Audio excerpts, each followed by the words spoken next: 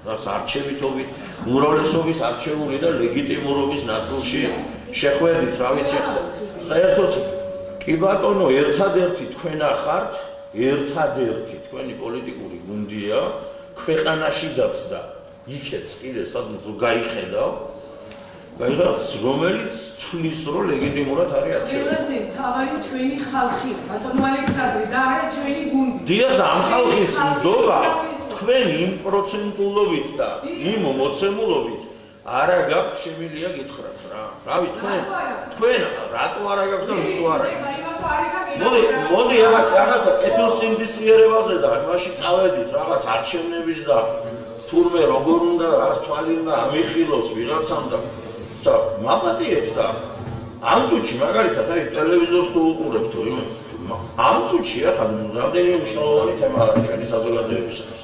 მათ შორის ის რო აქციების დაშლისას ხელისუფლებამ ბატონი გიორგი შესესეს რამდენი მოვალ რაღაც იმდენად ისეთ კეთილგანწყობა არის და კონტექსტის და დამოკიდებულებას მის მიმართ მესმის რას ნიშნავს მართლწესრიგი როგორი უნდა იყოს გვაქვს წარმოდგენა მართლმსაჯულებასთან დაკავშირებით მაგრამ აქ საუბარი არის ადამიანების წინააღმდეგ ჩადენილ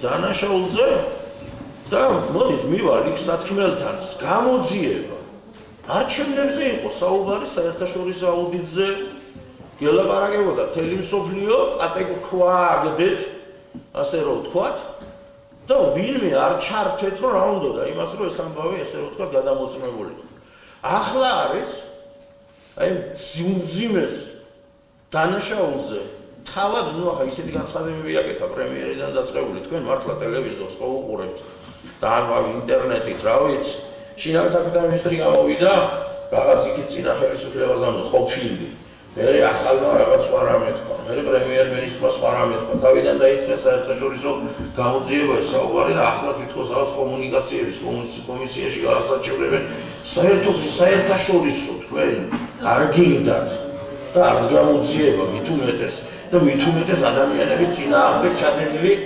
ქმედებების კვალიფიკაციით თქვენ საერთაშორისო ინსტიტუტები მათ შორის ეუთოსთან ბატონება და ქალბატონება რომელიც თქვენი ერთ-ერთი ხარდამჭერი გახლდათ ეუთოსთან თქვენ აბსოლუტურად ყველა საერთაშორისო აქტორთან გაწყვეტეთ კომუნიკაცია. რა ვიცი, უცხოს გეუბნებით რაიმე? კიდევ გეტყვით ერთ რამეს. პოპულიზმი თქვენ გაჯერებულია, რაც თქვენ ეხლა გააკეთეთ. აბსოლუტურად სუყეა.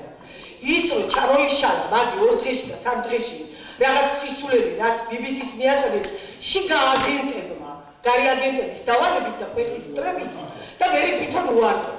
ასე რომ ასეთ რაღაცებზე მოქალაქეთან ნუ ლაპარაკობთ, ასეთ ამბობთ რა. მე დარწმუნებული ვარ, რომ თქვენ ხართ ძალიან კარგი ქართველი, კარგი მოქალაქე ამ ქალაქის და გულშემატკივარი და არ მგონია რომ ეს ახლა დაგებით კონტექსტში ვინმე ჩაგითვალოთ, რასაც თქვენ ამბობთ. მეორე, ეხლა ხო, თუთი ხუშზე ავაგოთ ეხლა ჩვენ და ვიღაცის ძაღლზე ავაგოთ რაღაც სისულელეებზე კიდე. ეს იყო ქვეყნის დაზიანებისთვის გაკეთებული ყველაფერი. მიმდინარეობს გამოძიება მხოლოდ მაგალითად იმაზე ვინ მუშაობდა ზუსტად ამ გეგმაზე, რომ ჩვენი ქვეყნის იმიჯი დაეზიანებია, როგორც აქ, ისე ვთქვათ, ჩვენი ქვეყნის ფარგლებს გარეთ. და მიაღწევენ ამასაც, რომ აქაც გამოვლინდება აბსოლუტურად ყველა და ყველაფერი, როგორც გამოძიება. იმ სოფლიოზე მართალია იმ ბიუროკრატებზე მელაპარაკების დღეს დაპირებით და ეს გამოძიება არ გვაქვს. არა ხელისუფლებაში მოსვლას დავსაუბრებ თქვენ სადაც საკრებულოში და სხვა პოლიტიკური ძალით მოდით და დღეს დამოუკიდებელი ხართ რა გინდათ ვერ გავიგებ ვერ გეუბნებ რა აბა ეს რა აქ სად არის კორელაცია ძალიან გვეწელება სად დამოუკიდებელი გამოძიება ქართული ოცნება პროტესტის წინააღმდეგ შეკრება მანიფესტაციებთან დაკავშირებულ კანონპროექტს იურიდიულ კომიტეტზე განიხილავენ. კანონპროექტი დღის ბოლოს სესიაზეც გავა და გამომდინარე იქიდან, რომ მისი განხილვა დაჩქარებული წესით მიმდინარეობს, სავარაუდოდ კვირის ბოლომდე დამტკიცდება კიდეც.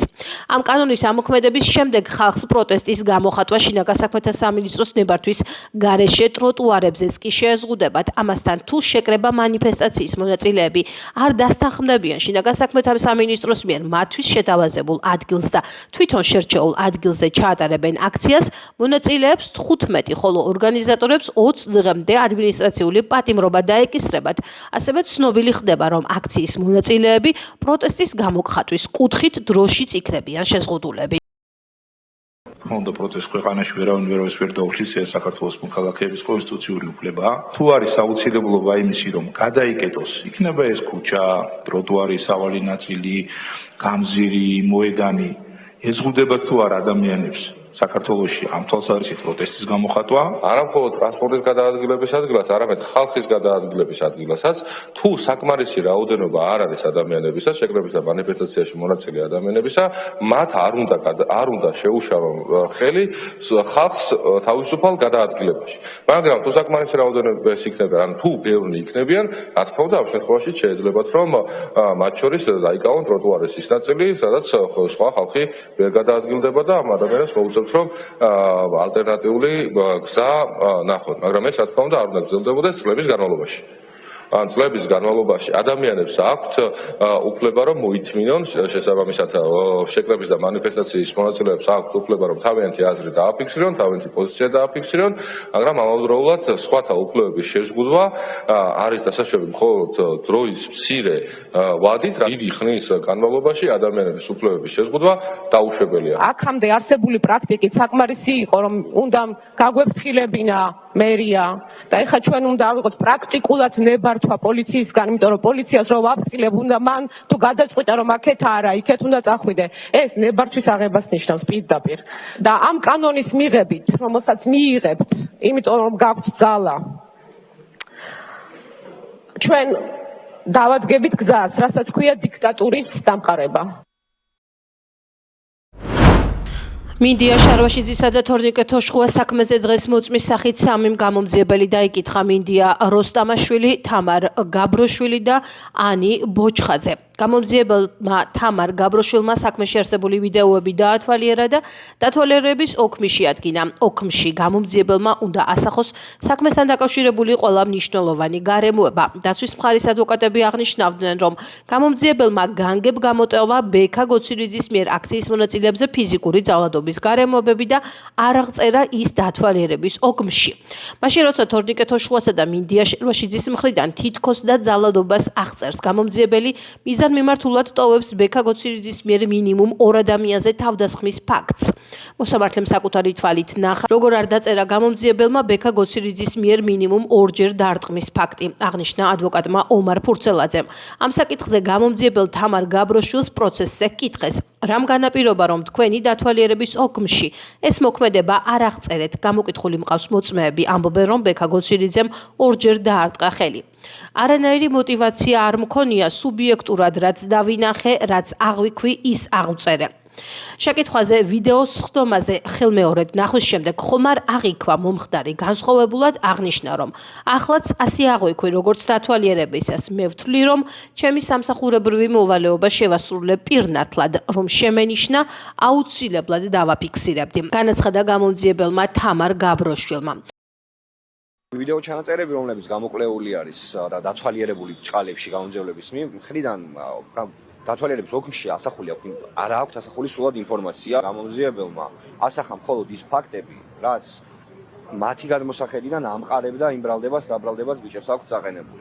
არ ასახა ის ბრალდება, რომ ეს ადამიანები მანამდე თავისთვის ერთი სავალ ნაწილზე იჯდა, წყნარად იყვნენ.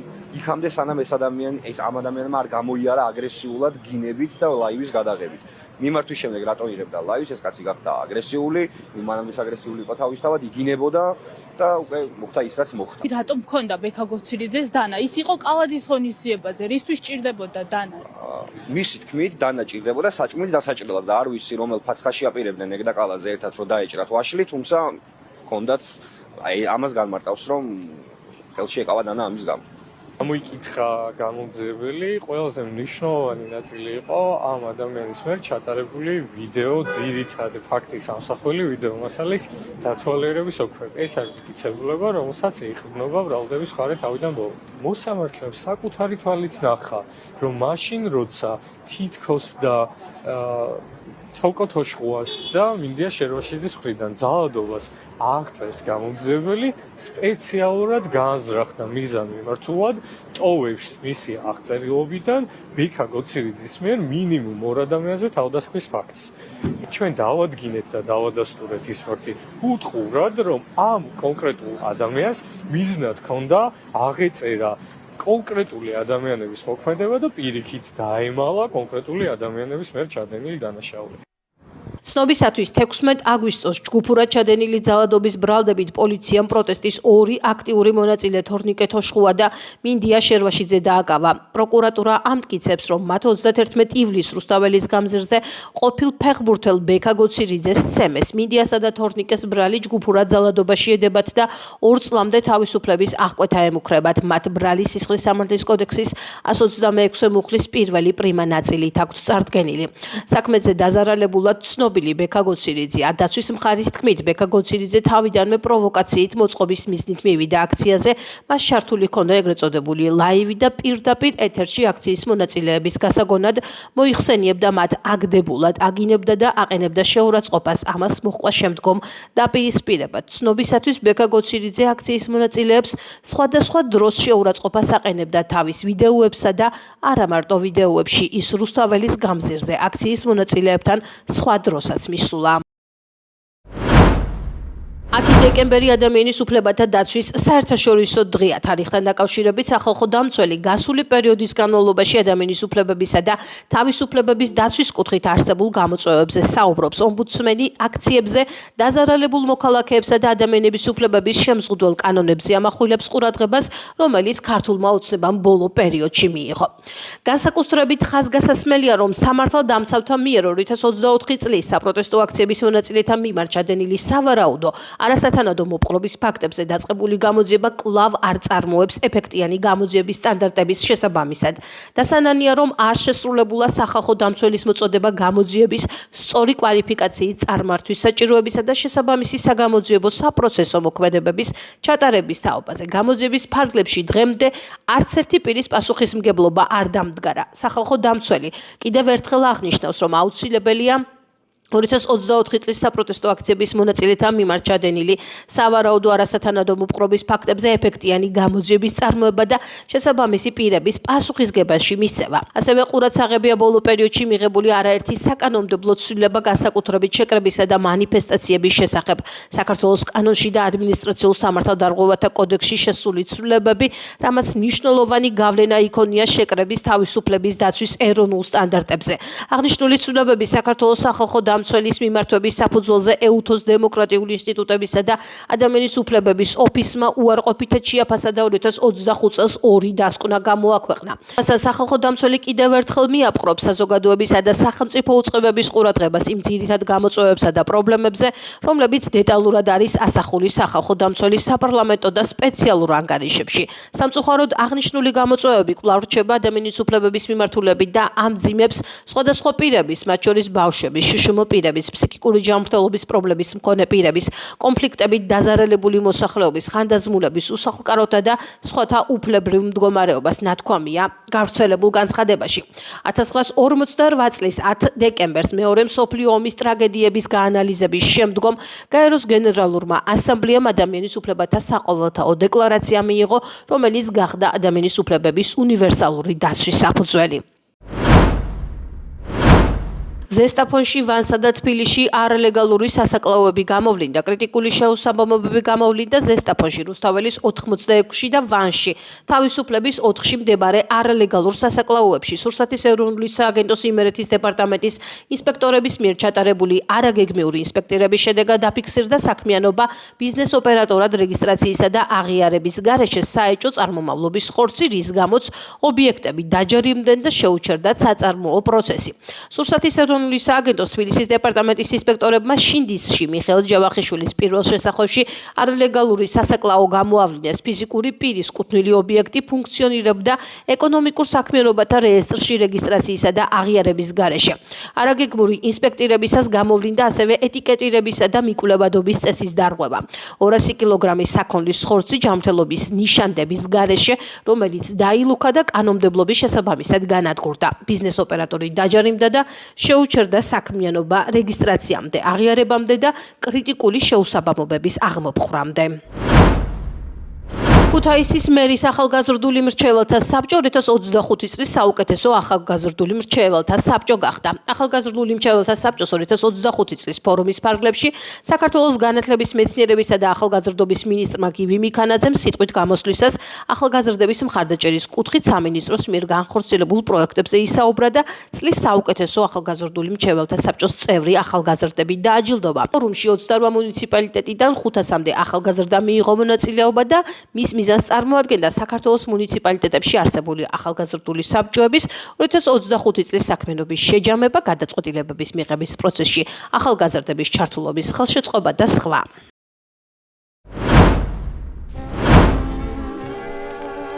ჩვენ დღეს ანტონ ლორთქიფანიძისა და მისი მეუღლის ელენე ყიფიანის შესახებ მოგვითხრობთ, რომელთა სახელებს საქართველოში და ქუთაისში უამრავი საზოგადო საქმე უკავშირდება. მიუხედავად იმისა, რომ ორივე მათგანი საკმაოდ ახალგაზრდა ასაკში გარდაიცვალა, მეუღლეებმა შეძლეს და მიუხედავად მეფის რუსეთის პერიოდში არსებული ზეწოლისა თუ უამრავი გამოწვევისა, უდიდესი მემკვიდრეობა დაუტოვეს როგორც ქვეყანას, ისე ჩვენს ქალაქს, ქუთაისს. ელენე ყიფიანის, ცნობილი საზოგადო მოღვაწის დიმიტრი ყიფიანის ქალიშვილის სახელს უკავშირდება ქუთაისში ქართველ მანდილოსანთა ჯგუფის დაარსება, რომლებიც თარგმნელობით საქმიანობას ეწეოდნენ. იმ დროისათვის კი ეს უდიდეს მნიშვნელობას და დატვირთვას ატარებდა. ყველაზე დიდი დამსახურება, რაც ელენეს აქვს ქვეყნის წინაშე, ეს არის, რომ ელენეს თაოსნობით შეიქმნა ქართველ მანდილოსანთა ჯგუფი, რომლებიც ეწეოდნენ თარგმნელობით საქმიანობას და ისინი უპირველეს ყოვლისა თარგმნიდნენ სახელმძღვანელოებს, რომ ყოფილიყო ქუთაისში, კერძოდ კი აი დღევანდელი მეორე საშუალო სკოლა. მაშინ იყო ქუთაისის სათავადაზნაურო სკოლა და ელენე მოღვაწეობდა ამ სკოლაში, ღარიბ მოსწავლეთა კომიტეტს ხელმძღვანელობდა და გვერდით ედგა ანტონიც ამ საქმიანობაში და აი სწორედ ამ სკოლის ჯგუფმა, პედაგოგთა ჯგუფმა გადაწყვიტა, რომ შეექმნა ქართული სახელმძღვანელოები, რათა სწავლა, განათლება ყოფილიყო ქართულ ენაზე და აქედან შეიქმნა შემდეგ სწორედ აი სკოლა, სათავადაზნაურო სკოლა გახდა ქართული გიმნაზია. ამ პერიოდში ქუთაისში მოგეხსენებათ ვაშთა კლასიკური გიმნაზია იყო და იყო ასევე წმინდა ნინოს სახელობის ქალთა გიმნაზია, მაგრამ ორივეგან რუსულ ენაზე მიმდინარეობდა სწავლება და ეს იყო თქვენც ხედავთ, რომ არაჩვეულებრივი ქართული საქმე, რომ ქართულ ენაზე ხდებოდა სწავლება ქართულ გიმნაზიაში. ცოლ-ქმრის ანტონ ლორთქიფანიძისა და ელენე ყიფიანის სახელსავე უკავშირდება ქალაქში პირველი ბიბლიოთეკის დაარსება. როგორც რიტა ზაქაძე აღნიშნავს, იდეა შესაძლოა ხალხოსნური მოძრაობიდან წამოვიდა, თუმცა მისი განხორციელება სრულიად სწორედ ანტონ ლორთქიფანიძემ ითავა. მოგვიანებით ანტონმა საკუთარი ბიბლიოთეკის წიგნის ფონდი თავისივე სიცოცხლეში ქალაქს უანდერძა, რაც საფუძვლად დაედო კიდეც ქუთაისის საჯარო ბიბლიოთეკის დაარსებას. ვერ ვიტყვით, რომ ესეთი ძალიან აქტიური ხალხოსნები იყვნენ. შეიძლება ითქვას, რომ უფრო თანაუგრძნობდნენ ხალხოსნურ მოძრაობას და აი აქედან წამოვიდა ეს იდეაც, რომ ბიბლიოთეკაში გახსნილიყო, ბოდიში ქუთაისში გახსნილიყო ბიბლიოთეკა. ესე იგი, როგორც ჩანს, ხალხოსნურმა მოძრაობამ მოიტანა ეს იდეა, მაგრამ ანტონი ერთ-ერთ თავის წერილში, რომელიც კირილე ლორთქიფანიძეს გაუგზავნა და დაცული არის ეს მიმოწერა ქუთაისის ჩვენი ქალაქის სახელმწიფო მუზეუმში, კირილე ლორთქიფანიძის ფონდში წერს, რომ მე ამ ბიბლიოთეკას ჩემს სახელზე ვხსნი და არას კაცისგან არაფერს არ ვითხოვო, იმიტომ რომ უკვე მივხვდიო, რომ ბევრი პატრონის ფარასო ხშირად მგელი ჭამსო, როგორც ჩანს, ესე იგი კი წამოვიდა ხალხოსნური მოძრაობიდან იდეა, მაგრამ ესე ბევრმა ადამიანმა ყველა რაღაც ერთმანეთს მიენდო და სისრულეში ვეღარ მოიყვანა ეს იდეა და ანტონს ბუნებრივია მხოლოდ ხალხოსნური იდეების გასავრცელებლად არ სურდა ეს ბიბლიოთეკა, მას სურდა რომ ქუთაისელის საზოგადოებისათვის, განსაკუთრებით ახალგაზრდებისათვის თავშეყრის ადგილი ყოფილიყო და განათლების ადგილი ყოფილიყო, ამიტომ საბოლოო ჯამში მან გააკეთა თავისი კერძო ბიბლიოთეკა, ანტონ ლორთქიფანიძის კერძო ბიბლიოთეკა, ასე ეწოდებოდა, ეს მოხდა 1873 წელს და ბუნებრივია აქედან ავითვალეთ ჩვენ და ასეც უნდა ყოფილიყო ეს, იმიტომ რომ 18 წელი იარსება ანტონ ლორთქიფანიძის ბიბლიოთეკამ და მერწმუნეთ ეს იყო ურთულესი, იმიტომ რომ თქვენ მოგეხსენებათ რომ ბიბლიოთეკა არანაირად არ არის კომერციული დაწესებულება და აი კირილესთან მიმოწერაში ისეთი დოკუმენტებიც არის დაცული, რომ ანტონი თხოვს, რომ აიქო ჩემი ნივთები მაქვსო, დაგირავებულიო და იქნებო არ დამიკარგოო, ცოტა ხან ქალაქში არ ვიქნებიო. ერთი სიტყვით თავის ნივთებსაც აგირავებდა, ყველაფერს აკეთებდა, რომ როგორმე ეს ბიბლიოთეკა შეენარჩუნებინა და 18 წელი ძალიან დიდი წვალებით შეძლო, რომ ამ ბიბლიოთეკას ეარსება და შემდეგ უკვე მოდის პერიოდი, როდესაც ქუთაისის თვითმმართველობა მიიღო გადაწყვეტილება, რომ დაეფუძნებინა საჯარო ბიბლიოთეკა, უკვე საჯარო ბიბლიოთეკა და ანტონმა თავისი ნებით, თავისთავად ცხადია, მთელი ის ფონდი, რაზეც მუშაობდა მისი კერძო ბიბლიოთეკა, შესწირა ქალაქს და ამ ბიბლიოთეკის, საჯარო ბიბლიოთეკის დაფუძნებას, ეს იყო 1500 ცალი წიგნი, რომელიც ჩადო ამ ბიბლიოთეკის საძირკველში და ასევე მინდა გითხრათ, რომ ეს წიგნებიც არის ჩვენთან დაცული, ანტონისეული წიგნები, ზოგიერთი ანტონის ფაქსიმილეც არის დატანილი და თავისთავად ცხადია ეს წიგნები ჩვენ მოვათავსეთ იშვიათი გამოცემების განყოფილებაში და ამ ხოც ძალიან ვუფრთხილდებით, ბუნებრივია, იმიტომ რომ ეს არის საძირკველი ამ ბიბლიოთეკისა.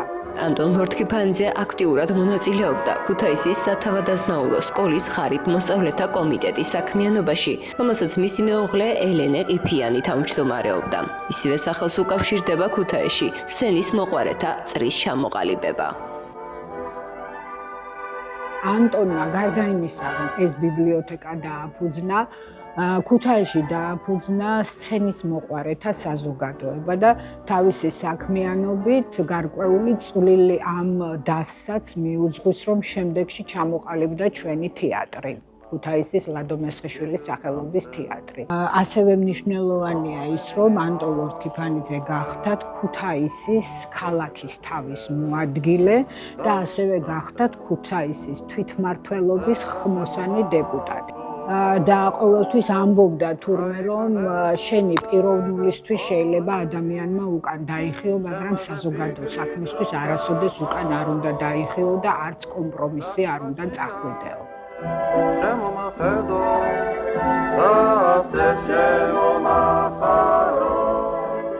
და ანტონი დაკრძალული არის თავის მეუღლესთან, ელენე ყიფიანთან ერთად გორაზე, ჩვენთან ქუთაისში, თვითონ შიგნით ეკლესიაში, ორივე მეუღლეები არიან იქ დაკრძალული. ასევე სამწუხაროა ის, რომ მათ მემკვიდრე არ დარჩენიათ, მაგრამ მემკვიდრეობა დატოვეს იმ თვალსაზრისით, რომ როგორც ანტონი, ასევე მისი მეუღლე ელენე ყიფიანი ძალიან აქტიურები იყვნენ და აქტიურად იყვნენ ჩართული საზოგადო საქმიანობაში და ბევრი ძალიან კარგი ეროვნული ქართული საქმე აქვთ გაკეთებული.